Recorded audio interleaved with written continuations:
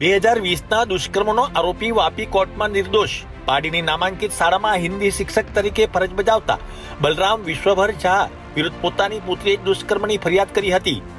1098 helpline હેઠળ ચાલતી વલસાડ જિલ્લા બાળ સુરક્ષા અને જિલ્લા બાળ કલ્યાણ સમિતિને ગણી જવાબદાર.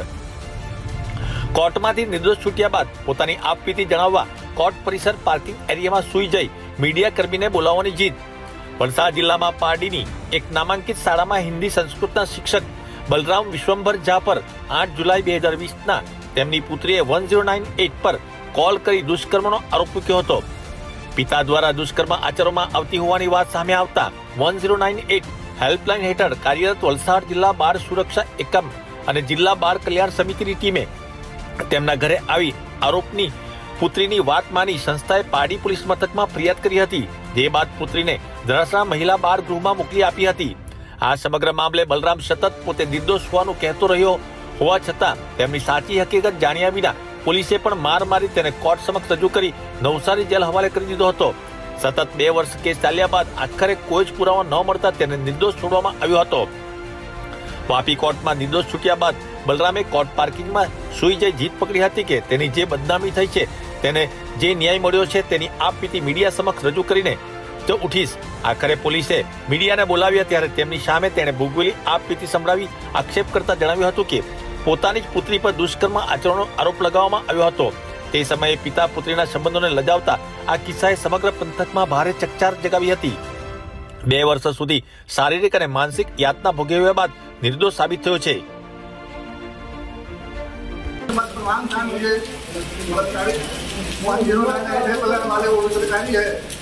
मेरे पूरे रिश्तेदार ने फोन कर करके बताया कि इस पर बलात्कार का आरोप हो गया है, तो फिर क्यों नहीं चालू हुआ?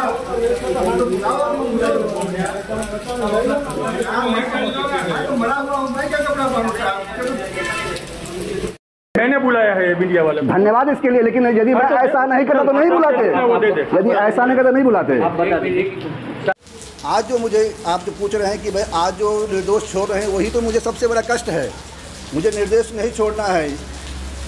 मुझे इंसाफ इस घटना के कारण मेरी 1.5 लाख रुपए पगार थी. मैं प्रोफेसर था, वो चली गई, बदनामी अलग से हुई. तो ये बात भारत की जनता तक आप लोग पहुंचाइए ताकि मेरी तो बदनामी हो गई, आगे किसी के गिरेबान पर हाथ डालने से पहले ये 1098 वाले या कोई अन्य 100 बार सोचे. जब गिरफ्तार करने के लिए बाड़ी पुलिस मुझ पर आई तो ताबड़तोड़ मारना क्यों शुरू किया? उनसे सवाल कीजिए कि मारना क्यों शुरू किया, जो कि मैं उस समय मैं अपनी पत्नी, अपनी बड़ी बेटी और बेटा के साथ भोजन करने के लिए बैठा था.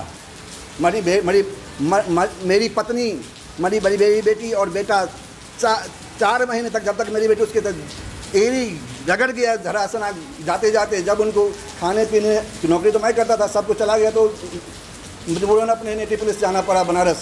मेरे एक ही मांग है, सीधा सीधा मांग है कि जो सम्मान मान सम्मान मेरा गया है वो मुझे कैसे वापस मिलेगा? जो क्षति मेरी हुई है वो पूर्ति कैसे होगी? मैं समाज में सिर उठा के कैसे चलूँगा?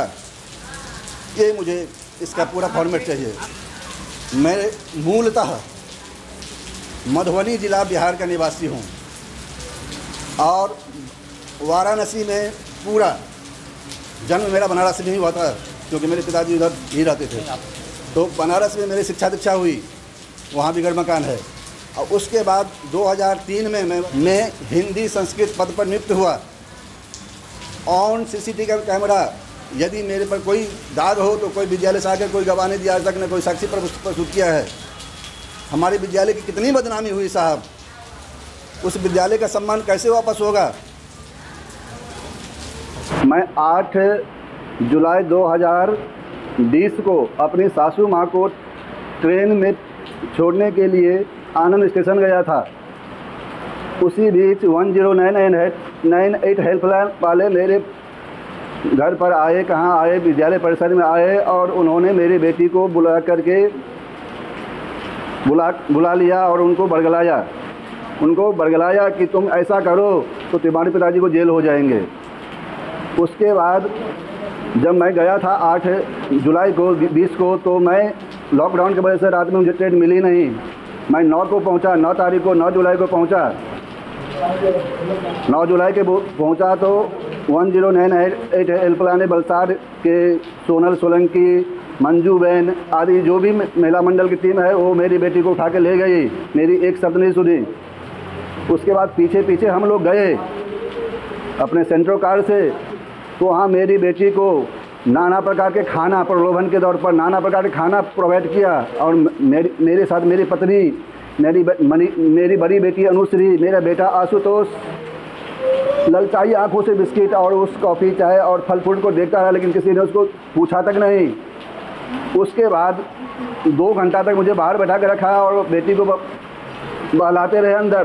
बाद में 2 घंटा के बाद बुलाकर मुझे बोल रहे हैं अंदर कि आप पर इस प्रकार से बलात्कार का आरोप लगाया आपकी पुत्री ने, आपका क्या कहना है। मैंने कहा मेरी बेटी से ये आरोप सामने में लगवाइए, तो उन्होंने कहा कि वो डरी सहमी है, वो डरी हुई सहमी है, वो अभी आपके सामने नहीं आ सकती, इसका फैसला तो न्यायालय में होगा, इसका फैसला न्यायालय में होगा, मैं उसको आपके पास नहीं बुला सकता। फिर मैंने कहा फिर दूध का दूध पानी करके दिखाइए, केस जीत करके आप। मैंने उनको चुनौती दे दी थी उसी समय कि आप केस जीत करके दिखाइए, और आज मुझे निर्दोष छोड़ा जा रहा। इस बीच हमारे रिश्तेदारों को 109 4 महीने तक मेरी बेटी को उन्होंने धरा सना में कहीं पर रखा। मेरे परिवार वालों ने, मेरे कुटुंबी ने अपनी बेटी को कहा कि भाई जिस पर आरोप लगा तो जेल में है, मेरी बेटी को दे दो, लेकिन कहा कि उसको अपने परिवार वालों से जान की खतरा है इसलिए नहीं दे सकते हैं। और उस बीच उनको ऑनलाइन क्लास, खाने पीने, कपड़ा सब मुहैया कराया गया, लेकिन जब उनकी स्वार्थ पूर्ति हो गई, केस बिगड़ गया, सोचा कि अब मेरी पदोन्नति हो जाएगी 1098 पर ने